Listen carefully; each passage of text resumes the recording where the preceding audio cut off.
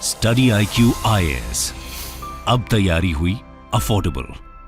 नमस्कार दोस्तों, I am sure कि लगातार आप खबरों में देख रहे होंगे कि G20 में कुछ हो रहा है। G20 की समिट होने जा रही है, तो ऑब्वियस सी बात है हमारे जो देश के प्राइम मिनिस्टर हैं नरेंद्र मोदी जी, वो भी यहाँ पर 3 दिन के विजिट के लिए ऑलरेडी जा चुके हैं। वहां पर इनफैक्ट उन्होंने कुछ बयान भी दिया है, तो इसको डिटेल से जानेंगे कि एग्जैक्टली हो क्या रहा है। G20 जो समिट है इस बार का, वो कितना महत्वपूर्ण है, उसमें इश्यूज क्या क्या हैं, क्या चीजें टैकल की जाएंगी, पीएम मोदी ने क्या बोला, काफी कुछ जानने को है। चलिए आगे बढ़ते हैं, लेकिन उसके पहले ध्यान रखिएगा दोस्तों, अगर आप यूपीएससी के अंदर एनरोल कराना चाहते हैं, हमारे कोर्स को जानना चाहते हैं, तो हमारे वेबसाइट और ऐप पर जाइए और कोड इस्तेमाल करिए अंकित लाइव, ताकि जो भी आप बैच ज्वाइन करना चाहें उसमें आपको बहुत कम दाम पर ये पूरा कोर्स मिल सके। इसके अंदर आपको लाइव क्लासेस दिए जाते हैं, मेंटरशिप मिलता है। यहाँ पर कोई दिक्कत है, प्रॉब्लम है, आप अपने मेंटर से पूछ पाओगे। इसके अलावा हैंड रिटन नोट्स दिए जाते हैं और साथ ही साथ आंसर राइटिंग की प्रैक्टिस कराई जाती है, ताकि आपका जो मेंस है वो अच्छे से निकल सके। इसके अलावा भी अगर आप एमसीक्यूज अटेम्प्ट करना चाहते हैं तो मेरे इंस्टा पेज पर जा सकते हैं, वहाँ पर स्टोरीज में जितने भी एमसीक्यूज हैं उसमें आप अटेम्प्ट कर पाएंगे। चलिए शुरुआत करते हैं, और सबसे पहले तो मैं आपको ये बता दूं, जो G20 है इसको शुरुआत किया गया था 1999 में, क्योंकि 1997-98 का अगर आप पूरा समय देखोगे तो उस समय ईस्ट एशिया और साउथ ईस्ट एशिया का फाइनेंशियल क्राइसिस देखने को मिला था। और इसी की वजह से ये जो फाइनेंशियल क्राइसिस आया था, तो विश्व भर में जो स्टेबिलिटी है फाइनेंस से रिलेटेड वो बनी रहे। यहाँ पर जो मिडिल इनकम कंट्रीज हैं वहाँ पर फाइनेंशियल स्टेबिलिटी जरूरी है, वो बना रहे। अदरवाइज क्या होगा कि वो जो देश हैं, जो मिडिल इनकम कंट्रीज हैं, वो काफ़ी तेज़ी से गिर सकते हैं। तो इनफैक्ट जो अभी ये बाली में सबमिट हो रहा है वो भी आपका साउथ ईस्ट एशिया का पार्ट है, राइट। तो यहाँ पर इकोनॉमीज को मजबूत करने के लिए एक प्रकार से आप कह सकते हो 1999 में इसकी शुरुआत होती है। और इसमें टोटल आप देखेंगे तो नाम है इसका G20, लेकिन ध्यान रखिएगा टोटल 19 कंट्रीज हैं इसके अंदर। ये सभी आप देख सकते हो जितने देश हैं, टोटल 19 कंट्रीज हैं, लेकिन इसके साथ साथ एक यूरोपियन यूनियन भी है एज अ समूह। वैसे तो यूरोप के यहाँ पर आपको कुछ देश देखने को मिलेंगे, फ्रांस, इटली, जर्मनी, लेकिन इसके साथ साथ यहाँ पर यूरोपियन यूनियन का भी समूह होता है, और इसीलिए इसको कहा जाता है G20। काफ़ी इंपॉर्टेंट होता है क्योंकि विश्व की ज़्यादातर जीडीपी हम देखें, पॉपुलेशन देखें, वो आपको इन्हीं 20 देशों में देखने को मिलेगी। One of the most powerful Nations है आप कह सकते हो विश्व के अंदर। तो अभी क्या हो रहा है, देखो अभी क्या है कि यहाँ पर हर साल जो है वो हेड ऑफ द स्टेट की, हेड ऑफ द गवर्नमेंट की मीटिंग्स होती हैं, आपस में आते हैं, मिलते हैं। तो जो प्रतिनिधि होते हैं वो यहाँ पर रिप्रेजेंट करते हैं अपने देश को। तो वही चीज हो रहा है बाली के अंदर। तो इस बार का ध्यान रखिएगा, आपके एग्जाम में आ सकता है कि recently Bali summit was in news. ये किस चीज से रिलेटेड है, कई बार आसान क्वेश्चन आ जाता है यूपीएससी में प्रीलिम्स के अंदर, तो ध्यान रखिएगा ये G20 से रिलेटेड है। तो ये 17th एनुअल समिट है, आपको ध्यान में रखना है। और होता क्या है कि देखो हमें देखने को तो मिल रहा है कि head of the state, head of the government, prime minister Modi ji जा रहे हैं, बाइडन जा रहे हैं, सभी लोग जाकर वहां पर मिल रहे हैं, और 2-3 दिन का ये पूरा चलेगा। लेकिन मैं आपको बता दूं इसके पहले बहुत सारे छोटे छोटे मीटिंग्स हुए रहते हैं। जो इनके प्रतिनिधि हैं अलग अलग देशों के, वो आपस में पहले ही डिसाइड कर लेते हैं कि क्या क्या चीजें होनी है, किस चीज को लेकर बातचीत होगा, वो सब कुछ लगभग तय हो जाता है। ये तो बस एक औपचारिकता रहती है कि वो लोग भी आते हैं, हेड ऑफ द स्टेट आते हैं और यहाँ पर चीज़ों को और पूरी तरीके से उसको सफल बनाने की कोशिश करते हैं। और एक इंपॉर्टेंट चीज़ यहाँ पर आपको ये भी ध्यान रखना है कि अगले साल जो G20 का समिट है वो दिल्ली में होगा। तो जो 18th समिट होने वाला है दोस्तों 2023 में, ये आपका भारत में होगा, दिल्ली के अंदर। तो ये भारत के लिए और ज़्यादा इंपॉर्टेंट हो जाता है, क्योंकि क्या होता है ना कि जो 3 देश होते हैं जो पहले जिसने कराया, तो इंडोनेशिया, भारत और ब्राजील, ये ट्रॉइका में आ जाएंगे, इनको ट्रॉइका कहा जाता है, ताकि जो G20 की समिट है वो कंटिन्यूअसली हो सके, क्योंकि 2024 में ये फिर आपका ब्राजील के अंदर होगा। ठीक है, अब क्वेश्चन ये है कि ये जो 2022 का समिट है, मान लो कोई क्वेश्चन आ गया, कुछ आ गया इससे रिलेटेड, तो इसका सबसे बड़ा एजेंडा क्या है। देखो 3 की प्रायोरिटी एरियाज हैं जिसके ऊपर आपको ध्यान रखना है। सबसे पहला है ग्लोबल हेल्थ आर्किटेक्चर। जाहिर सी बात है कि 2-3 साल हो चुके हैं जो कोविड का पूरा दौर हमने देखा, उसके बाद से जरूरी है कि फ्यूचर में किसी प्रकार की अगर कोई क्राइसिस आती है, कोई दिक्कत आती है, तो विश्व उसको लड़ने के लिए यहाँ पर तैयार रहे। यहाँ पर इक्विटेबल रिस्पांस होना चाहिए, इंक्लूसिव रिस्पांस होना चाहिए, उसके लिए एक प्रॉपर आर्किटेक्चर बनाया जाए ग्लोबल हेल्थ से रिलेटेड, वो यहाँ पर सबसे पहला मुद्दा है। दूसरा है डिजिटल ट्रांसफॉर्मेशन। हम सबने देखा है कि किस तरह से जो डिजिटल है वो हमारे जीवन का एक बहुत बड़ा हिस्सा लगातार बनते जा रहा है।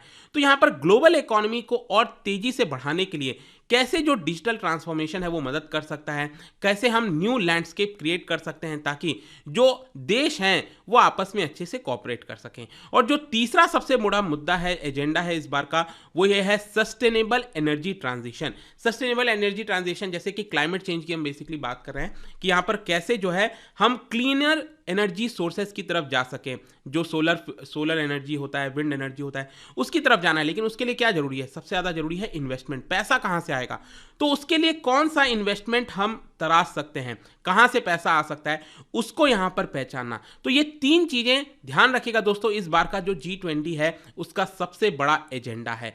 इसके अलावा मैं आपको ये भी बता दूं कि पैंडेमिक के बाद से अगर हम G20 देशों की बात करें, इसमें जो सबसे बड़ा लॉस हुआ है, IMF का अगर आप आंकड़ा देखोगे, जो सबसे ज़्यादा लॉस हुआ है वो आपको भारत का देखने को मिलेगा। ठीक है, वैसे तो हम देखें तो सभी देशों का कुछ ना कुछ लॉस हुआ ही है। हमने देखा कि रिसेशन में चले गए थे कोविड के जस्ट बाद सभी देश। तो यहाँ पर सबसे ज़्यादा लॉस अगर हम देखें लगभग 14% के आसपास वो भारत का देखने को मिलेगा। लेकिन क्वेश्चन ये है कि ये पेंडेमिक के बाद से चीज़ें इतनी ज़्यादा वर्स और क्यों होती गई हैं? इसका एक और बहुत सारे कारण हैं, 3-4 कारण मैं आपको बताता हूं। लेकिन क्वेश्चन यही बार बार मन में आता है कि कोविड के बाद से चीज़ें इंप्रूव होनी चाहिए थी, वापस से ट्रैक पर आनी चाहिए थी, लेकिन अब वापस से हम सुन रहे हैं कि यहाँ पर रिसेशन का खतरा है, इन्फ्लेशन बढ़ा है। तो ऐसा क्यों हुआ? इसके कई कारण हैं। सबसे पहला कारण है रशिया इन्वेजन ऑफ यूक्रेन। जो हमने देखा, रशियन इन्वेजन जो है उसकी वजह से यहाँ पर एक मैसिव जियोपॉलिटिकल अनसर्टेनिटी क्रिएट हो गया। इसकी वजह से ग्लोबल इन्फ्लेशन बढ़ने लगा और यहाँ पर फर्दर क्या किया, वेस्टर्न कंट्रीज में सैंक्शंस वगैरह लगा दिए, जिसकी वजह से ओवरऑल जो ग्लोबल सप्लाई चेन है उसके ऊपर इंपैक्ट आया और इन्फ्लेशन बहुत ज्यादा हाई चला गया। और ध्यान रखिएगा, जब भी इन्फ्लेशन ज्यादा जाता है इसका डायरेक्ट असर उन लोगों पर पड़ता है जिनकी एक फिक्स्ड इनकम है। तो यहाँ पर जो परचेजिंग पावर है वो कम हो गई बहुत सारे कंट्रीज की, वहाँ के लोगों की, और इकोनॉमिक ग्रोथ के ऊपर एक बहुत बड़ा झटका आया। फिर यहाँ पर दूसरा वो है कि इसी से रिलेटेड, क्योंकि इन्फ्लेशन इतना ज़्यादा बढ़ गया था, उसको कंट्रोल करने के लिए जितने भी सेंट्रल बैंक्स हैं उन्होंने क्या किया, RBI से लेकर जितने भी विश्व भर के सेंट्रल बैंक्स हैं उन्होंने इंटरेस्ट रेट बढ़ाना स्टार्ट कर दिया। और इंटरेस्ट रेट बढ़ाने की वजह से फिर क्या होगा, हमारे ग्रोथ के ऊपर इंपैक्ट आएगा। हम सबको पता है इकोनॉमी के अंदर क्या होता है कि जब भी रेपो रेट बढ़ता है तो यहाँ पर डायरेक्ट असर किसके ऊपर आता है, ग्रोथ के ऊपर। क्यों? क्योंकि लोग लोन कम लेते हैं, लोन लेना महंगा हो जाता है, इन्वेस्टमेंट कम हो जाता है और यहाँ पर प्रोडक्शन कम होता है, तो जीडीपी कम हो जाती है। तो ये इसकी वजह से आप देखोगे तो जो मेजर इकोनॉमीज हैं US, UK, वहाँ पर रिसेशन आने वाला, ये हम सबको पता है। और बहुत सारे और भी जो देश हैं वहाँ पर जो ग्रोथ है वो काफ़ी ज़्यादा कम हो जाएगी। फिर तीसरा जो कारण है वो है चाइना। देखो, चाइना बहुत बड़ी मात्रा में कंट्रीब्यूट करता था विश्व के जीडीपी में, लेकिन यहां पर क्योंकि चाइना के अंदर जिस प्रकार की पॉलिसीज अपनाई गई शी जिनपिंग के द्वारा, जीरो कोविड पॉलिसी, और जो ग्लोबल ग्रोथ का एक इंजन था वो यहां पर अब काफी ज्यादा स्लो डाउन हो रहा है। और इसी की वजह से वहां पर आपने देखा ना, रियल इस्टेट का क्राइसिस हो गया, बहुत सारे क्राइसिस हमें देखने को अभी रिसेंटली मिले हैं चाइना के अंदर। तो उसकी वजह से ओवरऑल ग्रोथ के ऊपर इंपैक्ट आया है पूरे दुनिया में।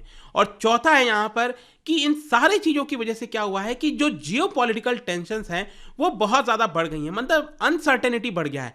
पता नहीं है कल के डेट में क्या हो जाए, किस तरह से चीजें टर्न आउट होंगी, और ये सारे कारण हैं जिसकी वजह से चीजें बहुत ज्यादा वर्स होती चली गई हैं। तो कहीं ना कहीं इसी के ऊपर यहां पर फोकस करना है। और G20 एक ऐसा माध्यम होता है, क्योंकि अभी आप देखोगे तो मान लो जैसे बाइडन हो गए और शी जिनपिंग हो गए, वो आपस में बात नहीं करना चाहते, ऐसे नॉर्मल हमें देखने को मिलता है। लेकिन G20 एक ऐसा फोरम होता है जहां पर विश्व के जो मोस्ट पावरफुल पीपल हैं वो एकत्रित होते हैं। ठीक है, ऑल्दो अभी आप देखोगे तो पुतिन के साथ तो एक पूरा अलग ही मामला चल रहा है, ऑल्दो पुतिन को भी आना चाहिए था लेकिन वो आए नहीं है। ठीक है, क्योंकि वो एक अलग ही पूरा मामला आपने देखा होगा, रशिया यूक्रेन वॉर की वजह से वेस्ट ने पूरी तरह से बॉयकॉट कर दिया है, तो पुतिन तो आए नहीं है यहाँ पर। तो यहाँ पर आप देख सकते हो बाइडन और चाइना के शी जिनपिंग, उन दोनों के बीच में मुलाकात हुआ। इस तरह के कई सारे आपको पिक्चर्स देखने को मिलेंगे जब से ये G20 का कल से शुरुआत हुआ है।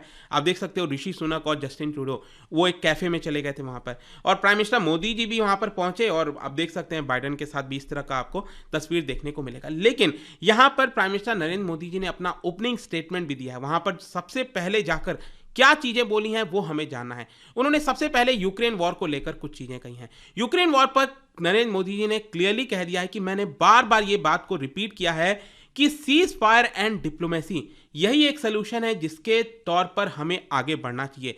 ये एक इंपॉर्टेंट चीज है जिसकी वजह से ये जो पूरा वॉर है हमें उसको रोकने की कोशिश करनी चाहिए। इसके अलावा पीएम मोदी ने एक और चीज यहाँ पर बहुत ही अच्छा एग्जाम्पल दिया। देखिए, यहाँ पर उन्होंने ये कहा कि पिछले सेंचुरी में हमने देखा था कि वर्ल्ड वॉर 2 की वजह से पूरा विश्व जो है वो एक तरह से खत्म होने के कगार पर आ रहा था। लेकिन उस समय क्या हुआ कि जो लीडर्स थे उस समय के, उन्होंने यहाँ पर सीरियस एफर्ट दिखाया पीस की तरफ, पीस के रास्ते पर गए। और कहीं ना कहीं वही जो जिम्मेदारी है आज के वर्ल्ड लीडर्स के ऊपर है। Now it is our turn कि हम पीस को स्थापित करें। तो यहाँ पर प्राइम मिनिस्टर मोदी जी ने पीस को लेकर जो है सबसे पहले बयान दिया है कि यूक्रेन वॉर तुरंत खत्म होना चाहिए। फिर दूसरा उन्होंने यहां पर सस्टेनेबल फार्मिंग को लेकर कहा है। उन्होंने यहां पर सभी जो मेंबर्स हैं उनको इन्फॉर्म किया कि भारत नेचुरल फार्मिंग को प्रमोट कर रहा है ताकि सस्टेनेबल फूड सिक्योरिटी हो सके। क्लाइमेट चेंज की वजह से जो रिडक्शन हो रहा है, वीट हो गया, राइस का प्रोडक्शन हो गया, ये सारी चीज़ों पर हमें कहीं ना कहीं फोकस करना चाहिए। और स्पेशली जो ट्रेडिशनल फूड ग्रेन्स हो गए जैसे मिलेट हो गया, उसके ऊपर कहीं ना कहीं फोकस करने की जरूरत है, उसको पॉपुलराइज करने की जरूरत है ताकि हम सस्टेनेबिलिटी की तरफ बढ़ सकें। एंड ही ऑल्सो अर्ज्ड कि इंटरनेशनल ईयर्स ऑफ मिलेट जो है उसे हमें पूरी तरह से सेलिब्रेट करना चाहिए आगे आने वाले वर्षों में, ताकि इसको लेकर और ज़्यादा जागरूकता बढ़ती जाए। और तीसरा जो मुद्दा यहाँ पर प्राइम मिनिस्टर नरेंद्र मोदी जी ने उठाया वो ये था रिगार्डिंग दी एनर्जी सिक्योरिटी। देखो, भारत के पर्सपेक्टिव से एनर्जी सिक्योरिटी बहुत ज़्यादा इंपॉर्टेंट है और ये क्लियर शब्दों में यहाँ पर पीएम मोदी ने कहा है कि we should not encourage any kind of restrictions on the supply of energy. मतलब आपने देखा होगा ना, रिसेंटली यहाँ पर वेस्टर्न कंट्रीज कैसे कोशिश कर रही थी कि हम रशिया से ऑयल ना खरीदें, एनर्जी ना खरीदें, लेकिन हमने क्या किया, रशिया से खरीदा।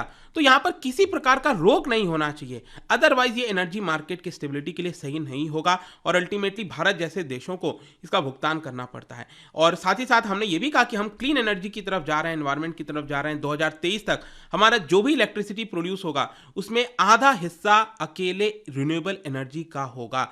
तो ये एक बड़ी बात है। यहाँ पर आई होप कि आपको जितनी भी चीज़ें थी अभी तक, जो भी कुछ चला है और कोई भी इंपॉर्टेंट चीज़ें होगा G20 में, वो मैं आपको बताऊंगा। जाने से पहले एक इंटरेस्टिंग क्वेश्चन, ये काफ़ी इंटरेस्टिंग है। अभी रिसेंटली आपने देखा आसियान का समिट हुआ था, association of south east Asian Nations, जिसमें 10 मेंबर्स होते हैं। लेकिन यहाँ पर इन्होंने इन प्रिंसिपल एडमिट कर लिया है 11th मेंबर को। क्या बता सकते हो वो 11th मेंबर कौन सा है? इसका राइट आंसर आप सबको पता है, मेरे इंस्टाग्राम पर तो मिलेगा ही। वहाँ पर अगर आप नहीं हो कोई बात नहीं, टेलीग्राम से भी ले सकते हैं इसका सही उत्तर। मैं कई सारे जो MCQs हैं वो यहाँ पर स्टोरीज में डालता रहता हूँ। बाकी अगर आपको PDF चाहिए तो टेलीग्राम पर आइए, अलग अलग सोशल मीडिया पर आप जुड़ पाओगे। और जैसा मैंने बताया, UPSC की तैयारी कर सकते हैं by using the code Ankit live, ताकि आपको मैक्सिमम डिस्काउंट मिले। कोई भी बैच आपको ज्वाइन करना है वो आप ज्वाइन कर पाओगे। आई होप कि वीडियो आपको पसंद आया होगा। मिलता हूं आपसे next time. Till then, thank you very much, see you soon.